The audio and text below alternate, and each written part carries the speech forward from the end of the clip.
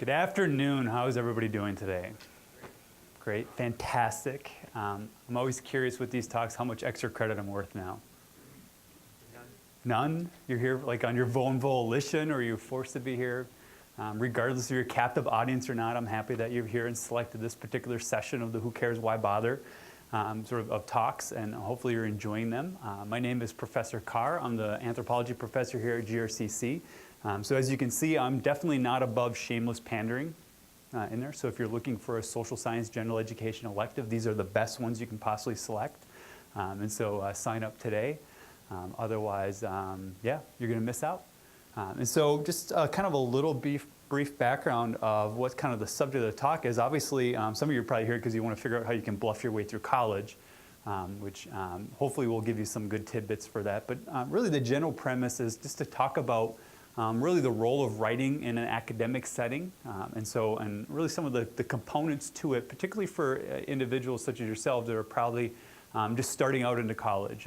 Writing is a skill that takes a while to develop, but really at first, what can you do really kind of to make sort of an impact with your writing, at least in terms of how you can sort of negotiate your way through college. So that's kind of give me the general premise. A little background, my degrees are all in anthropology. I have an undergraduate degree in archaeological studies from University of Wisconsin at La Crosse. I got a master's in bioarchaeology from University of Western Ontario. And I got another master's and a PhD in anthropology with a specialization in archaeology from Michigan State University. And so I've spent really the bulk of my career doing work in anthropology and archaeology, of which it takes a great deal of sort of time, energy, and effort in terms of publishing and writing in the field as well.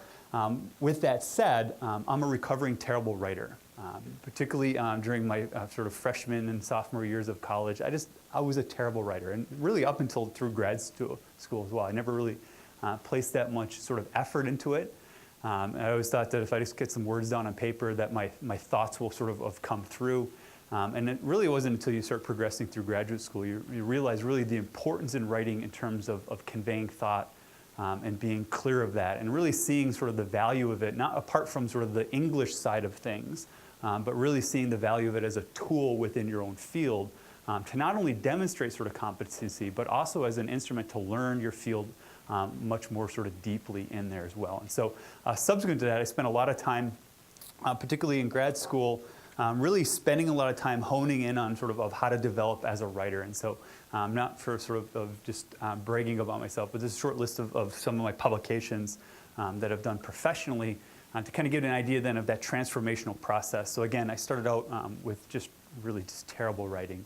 And it takes a great deal of time, energy, and practice to kind of develop that skill, unless you really are one of those few people that have a good, talented sort of way to sort of wordsmith sentences and stuff like that. Otherwise, for the rest of us, like me, writing's a chore. And just like any chore, it takes sort of practice and repetition to kind of develop that as well in here. And so more recently, sort of when my papers go through a peer review process, it's a lot easier and a lot more gentle because of the nature of the writing that gets put forth. But the thing that stands out is one of my earlier publications that was published in a peer-reviewed journal back in 2003, is that when I got back the first reviewer's comments, the comments were, "This reads like an undergraduate paper and not an exemplary one at that," which is kind of ouch. And so it gets you sort of a little ego bust in their regard. And that really kind of forced me to say, you know what, I got to really think about what I'm putting onto paper.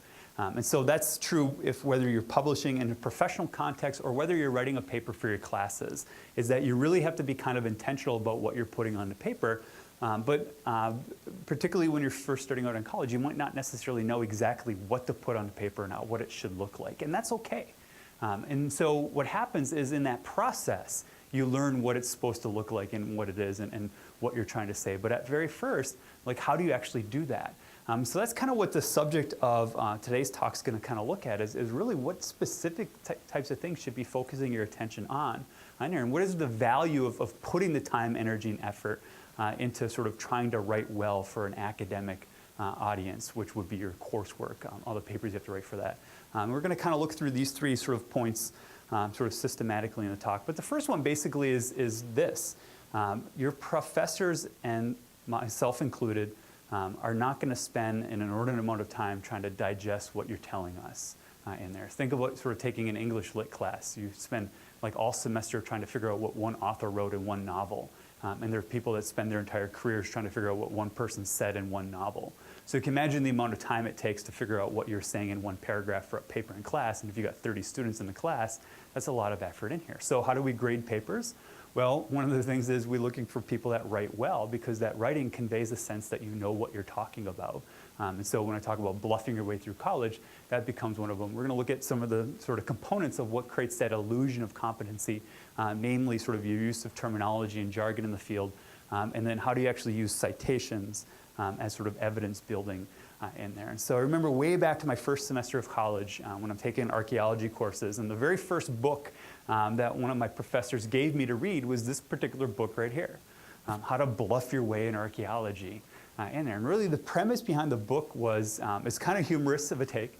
This is kind of what archaeology is like, this is what the field's like, and this is how to act like an archaeologist in there. But the premise is, as you go through acting like an archaeologist, is at some point, all that acting like an archaeologist means that at some point you become an archaeologist in there. So the same thing with your writing in college. At first, even if you don't know what you're supposed to be saying in your field in here, as long as you act like you're knowing what you're saying, what happens by the time you become a junior or senior, you actually probably start knowing what you're actually trying to say in there. And so rather than viewing writing as simply a chore or a task or something I have to do for this class requirement so I can get the points and move on, what you need to be doing is you got to look at your writing as play. And one of the defining characteristics of humans, so this is kind of an anthropological lens on this, but human beings play. And we do a lot of playing as little kids. I got a little daughter now, and she loves to play like every last second of the day. But even as you get up, you sort of play and sort of are going through and doing sort of activities that have sort of that enjoyable play action to it. And what play is for humans is a way in which you learn processes, you learn ideas, you learn how to adopt roles in there. How many of you have taken classes where you do little games in class? Are those fun? Are they better than listening to a lecture? Yeah, what they're designed to do is reinforce concepts. So you can listen, you can read, or you can do, and play sort of creates that context of doing in there. So one of the things in terms of thinking about your writing, particularly when you're starting out in a field, is not try to think about it as the end product of me sort of demonstrating all these grandiose ideas in it. It's you playing. You're playing a role, and that role is an academic in the field that you're trying to study in here. And so go on and try to do that performance. And what it is trying to put on these hats of how to write well and what it should look like in there. And so if you kind of adopt your writing in that approach, it kind of makes it a little more of an enjoyable activity. But what it also focuses on is that you're focusing on the components of writing, not necessarily then what you're actually trying to say specifically. That kind of comes secondary with it. And so again, you start out sort of adding those components, and then by the time you become a junior and senior year, you've done it enough, you've played at it enough, that all of a sudden you start having an idea that you know what you're actually talking about at that point in here. And the second thing, again, is if you write well, it creates that illusion of competency. So a professor like myself will be reading your paper and like, hey, this seems like a good paper. I'm going to give you a good grade on it. Even doesn't matter what you're actually saying in there. And so because it has the trappings, it looks like an academic paper, so it has to feel like an academic paper. So it creates the illusion of competency, whether that competency is there or not in there. And so the easiest way to do things is make sure that your sentence structure is well crafted, that you're maintaining an active voice, as you're going through all the things that your English teachers are telling you. And the reason for that is that what it does is it builds up your cred that you actually know what you're talking about. So when a professor reads your paper, I'm not going to spend the time trying to wade through your ideas and your prose and map out the concepts you're trying to do to determine whether you're actually getting that nuance of that idea or not. I'm going to be like, well, this is written pretty well, so they must know what they're talking about. So I'm going to give a pretty good grade on that. So it's kind of the bluffing your way through college. But if you do this over and over and over again, after 3 or 4 years, whether you knew it or not, you actually start learning what you're talking about in here. In other words, competency follows through that playing of it. And the same way that you're playing a game. At first, when you started playing basketball, you're probably terrible at it. But if you play over and over and over again, you develop that skill and you develop the competency that comes with that particular skill in here. So I always taught how to bluff my way in archaeology, but if you want to sort of write within an academic audience and sort of improve sort of the marks on your paper, just start trying to bluff your way through it by sort of working at it to create sort of an illusion of it. Don't just slap some words down on paper, but to have some serious thought about should this paper look like in terms of its structure and its style in here, regardless of what the actual ideas you're putting on the paper are.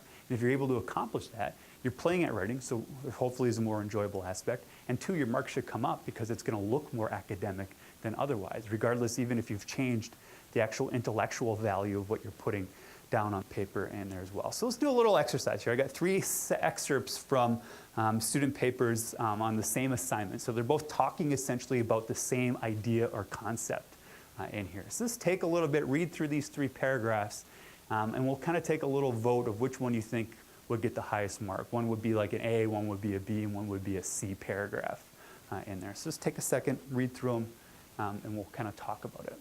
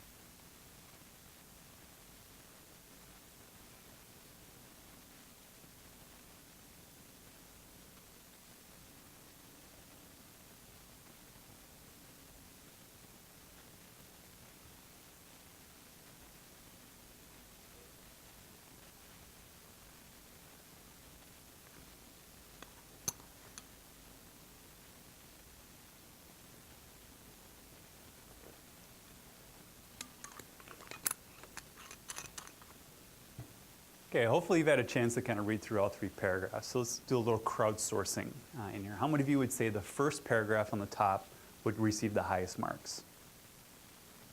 Nobody. What about the second paragraph? How many thinks that's going to receive the highest marks of the 3? Couple hands. What about the third paragraph? All right, this is our unanimous vote. Why is the third paragraph so good?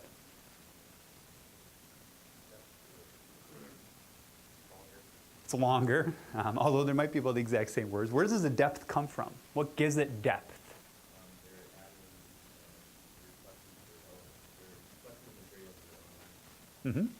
The creative reflection, although sort of I believe that it's important, so the second one's reflecting as well.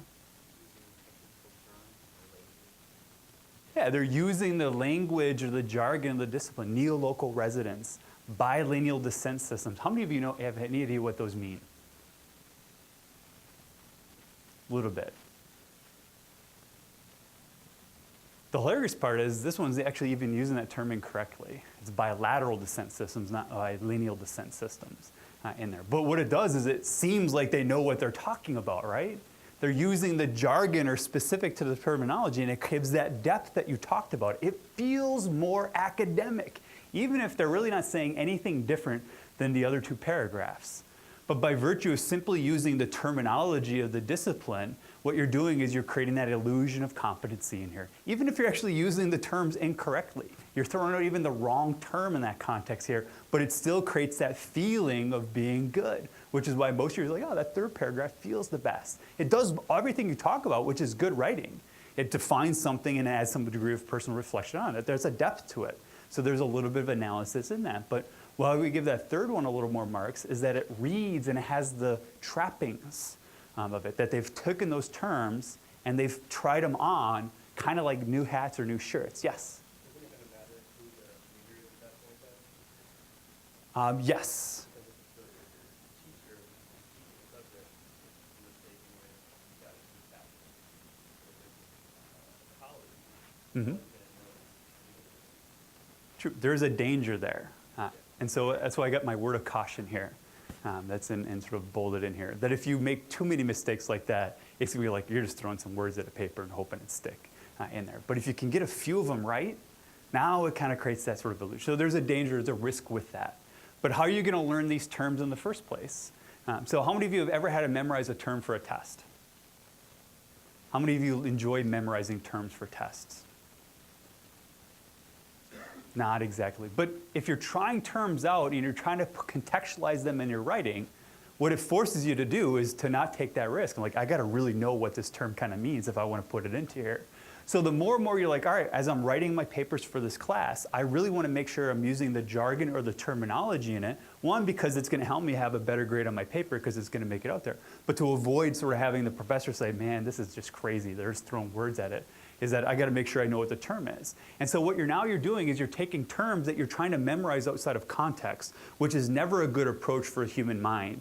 And what you're trying to do is you're trying to situate them and use them in context in writing, which not only helps you improve your writing, but it also helps you improve your studying for the exam, because now what you're doing is you're repetitively learning what these terms happen to be in here. You're maximizing the use of your particular time in here. And what it does is it creates the illusion that, because they did use neolocal residence correctly, and they used the wrong term for it, but I knew exactly what they're meaning, and so I give them credit for that in that particular instance in here, even if they didn't sort of do bilateral instead of bilineal in there. And so what you're trying to look at then is the second sort of element of bluffing your way through college is making sure that not only is your sentence structure put together well, the organization of your paragraphs. Do you have a paragraph that is coherent, that's got a nice thesis statement? You support that thesis statement and develop with your writing. That's just good English in any context. But for your course-specific issues, not only are you going to write well and use any old English word, but the more and more you can utilize the terminology and the jargon specific to the course and the discipline that you're writing for, the more and more now it's going to take on that feeling of something that has expertise or competency in that field in here. And so what you're doing then is, again, you're playing out at this stuff, because most of you probably have not encountered the words neolocal, post-mill, or residence at some point in your life, nor probably will you ever unless you enroll in an anthropology course. But it's a new term. You can take out that term, like what does that exactly mean, and can I use it in a sentence, and can I use it in my writing, which improves my essays for this particular course. But what it also does is helps you understand and learn that particular term in that context in there as well. And so you should want to try these out. These terms are not there just simply because we like to have big words for things. Most big terms and words that are specific to a discipline have a lot of depth to them. They convey a lot of nuanced information to practitioners that have gone through training in that particular field. So they're important. Jargon is just not simply something we make up to confuse people that are not experts. Their jargon has specific meaning in those contexts. And so they tell you all the time to write for your audience, and part of writing for an audience like this would be using those specific terms for the field. The benefit is twofold in terms of, one, it improves sort of the illusion of competency of your writing, so that increases your marks there, but two, it helps you study and learn those terms in their context for that course in here. Although you correctly point out there's a caution with that just simply doing this indiscriminately, and if you make so many errors, then it backfires on you. But if you can do it right, and you can do it judiciously, then what it does is actually significantly improve your sort of quality of writing in that particular context there as well. So the second thing then would be to pay attention to the terminology and utilize that particular terminology in there as well. All right, we'll do another quiz here. I got two paragraphs. They're defining the same sort of thing, which is sort of the operation of society in a technical sense in here. And so which paragraph would you give the higher mark to?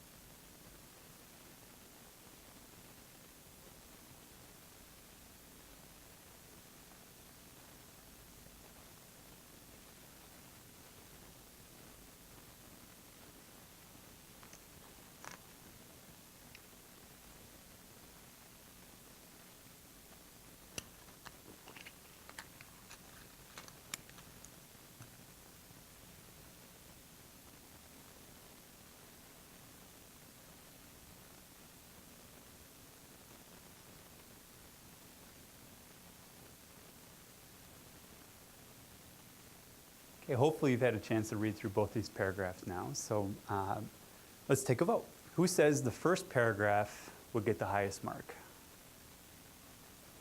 Who would say the second paragraph would get the highest mark? All right, so the crowd sources that the top paragraph is the better paragraph in here. What's so good about it? It's got citations, and so there's sort of evidence and sort of in terms of ideas.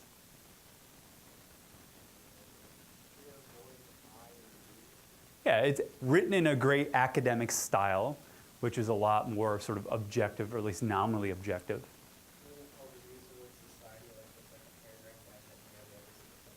Yeah, I always know you're doing a bad definition is when you're using the term that you're trying to define as your definition for the term, which means that you're just kind of scrambling for something in here. So there's some stylistic elements to it, that this one has a very, very sort of informal voice in here, which is not bad if it is in the right context.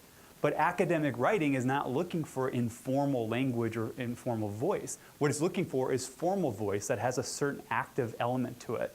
And what you're trying to do then is convey sort of demonstration of information in as crisp and a clear manner as possible. So that refers back to that first point I talked about, is that writing well creates the illusion of competency. And if you have the right style for academic writing, it has, no matter what you're actually saying on paper, this looks to be more authoritative in it, which is why academics use that style of writing specifically.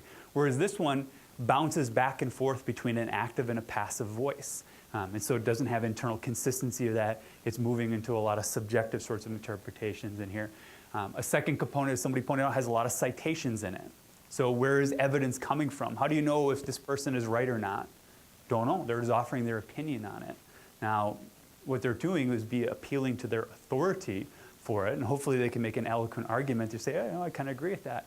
But up here, what you're doing is you're using other people's perspectives on it to demonstrate evidence for what you're doing. In addition, it reinforces that second point that we talked about, that this uses society, but that's talking about society and collective consciousness, and it's referring back to Durkheim's perspectives on this. In other words, it's using the jargon specific to the field to develop sort of the idea in here.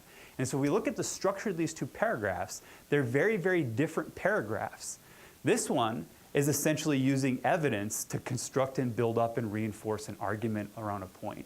This one is a lot more of a long personal reflection on an idea in here. Those are two separate different types of writing in here. And again, for most academic writing, you're trying to accomplish the first task, which gets into the role of research and citations and exterior types of sources to bring into here. So what citations are viewed of in sort of an academic context is really just evidence supporting your argument. So you have two people putting sort of perspectives on two sides. Who do you know who's right? Well, in academic writing, you know who's right is because somebody's at least got somebody else to cite. So there really is no new ideas ever in academic writing. Everybody just kind of rehashes the same ideas over and over again. And what you're trying to do then is you never want to sort of have your idea hanging out there. You always want to have some support for that idea. Now you gain support for your idea a couple different ways. By explicitly defining it into your prose, this is what I think and this is why I think of it. But the second way you develop support for your argument is this is what I think, this is why I think of it, and these are the people who have thought the same thing. Or this is actually where I got the idea from.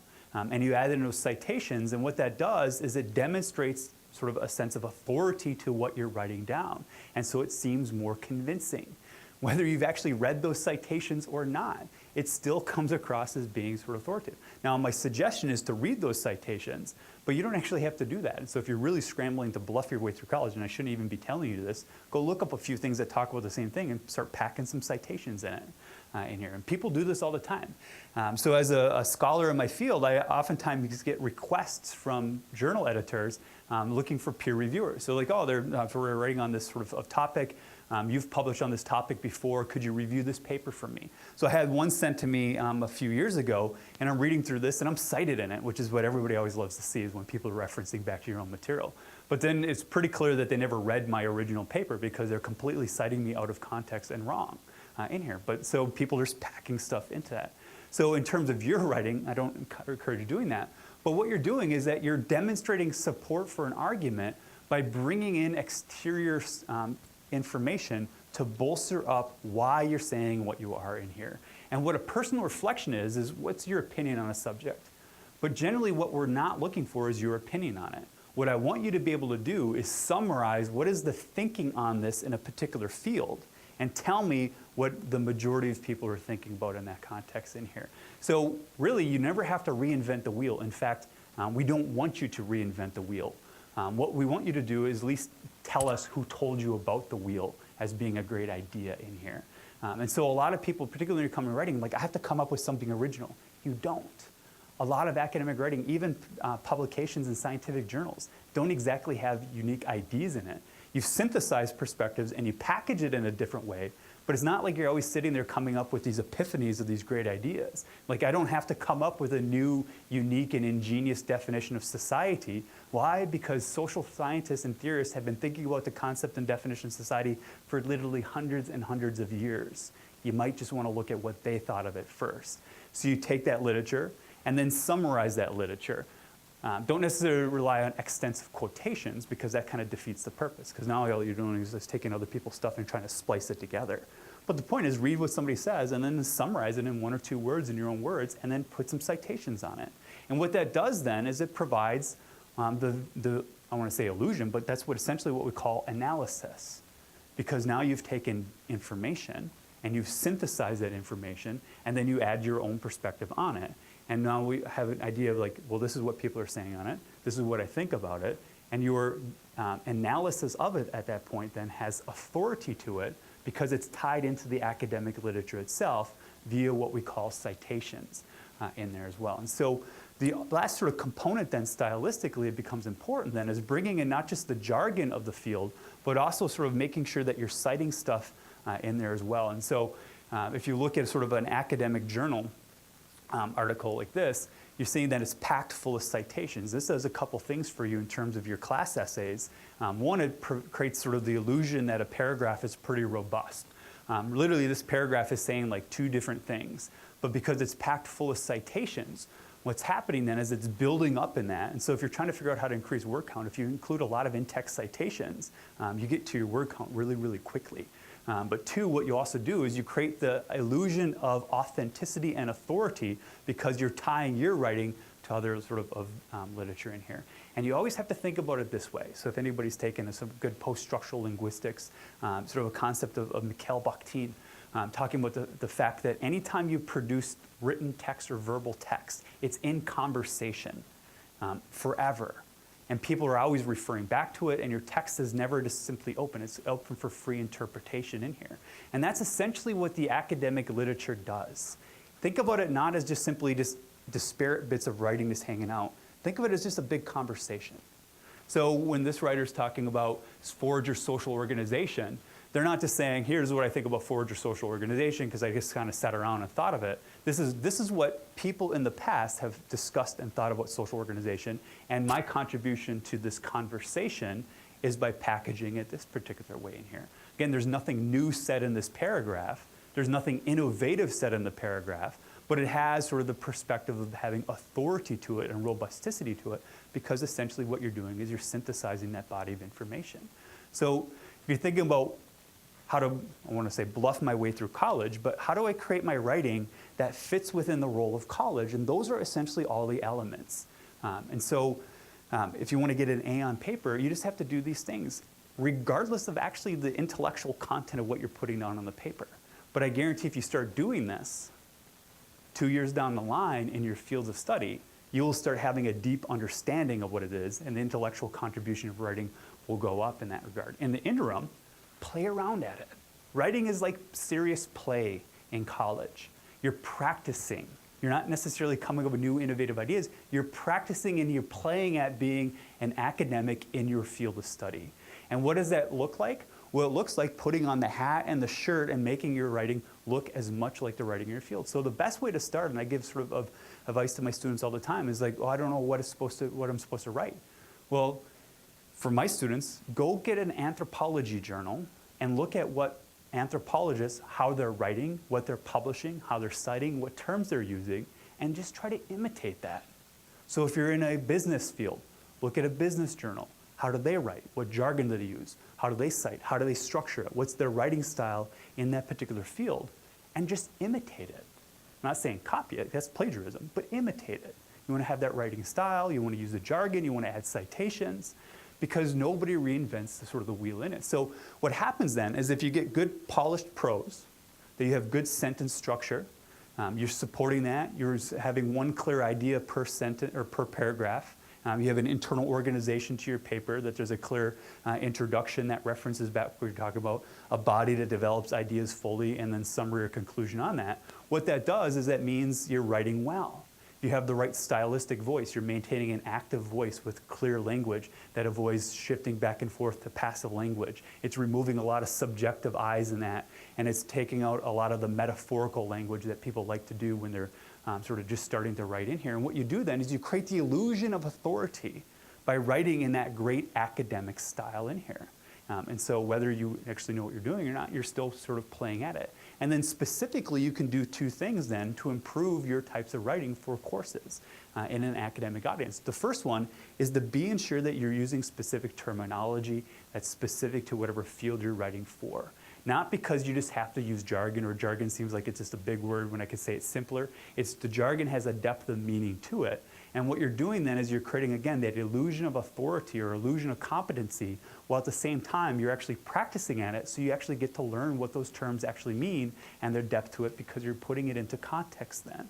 And it has both those benefits for it. And then finally, when you're writing anything, don't just try to cut corners and just put down what I feel about something. Take 20 minutes and try to figure out what resources are out there and what people have said in the past, and then cite them.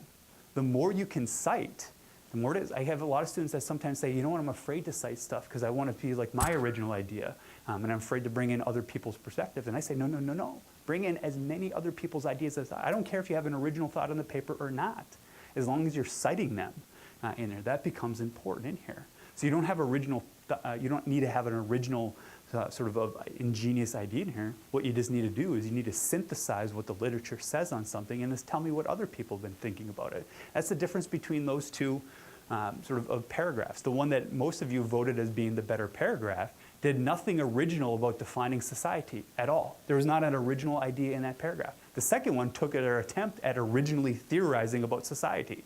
And you're like, well, that one kind of failed. But the first one, who never had an original idea in it, referenced back to Durkheim. They used the terminology, collective consciousness. They have citations in it. And you're like, that's a pretty good paragraph. All you're doing is you're taking what other people have already said about society and synthesizing that, using the jargon, citing it, and that's essentially what academic writing is. It creates the illusion of being competent. The other approach then is really just to throw some words at a paper, and hopefully that your sort of new and unique perspectives on society from your own personalized viewpoint are astounding enough that professors get wowed by it. But generally what we're reading is like, you're just making some stuff up at this point. I want you to tell me what Durkheim said about it in there. So that's really sort of the elements of bluffing your way through college.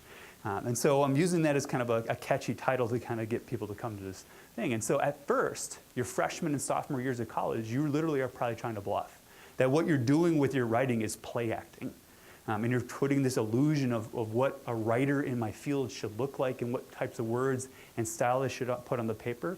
But the more and more you try to bluff at it, at some point what you're going to discover is, hey, I'm writing as a professional in this particular field in here. That all that playing now creates this sort of, not just the illusion of competency, but you develop competency in the first place in here as well. So that's kind of just a short little 40 minutes or so, just kind of give you a primer of what to do and how to write for college itself in here. So this is probably a good place to kind of wrap up.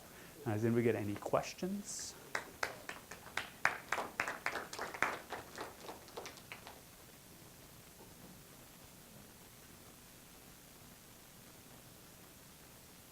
All right, go play your writing. I don't have any stickers for you, so I don't know where you get stickers from. Maybe, do you get stickers for everybody?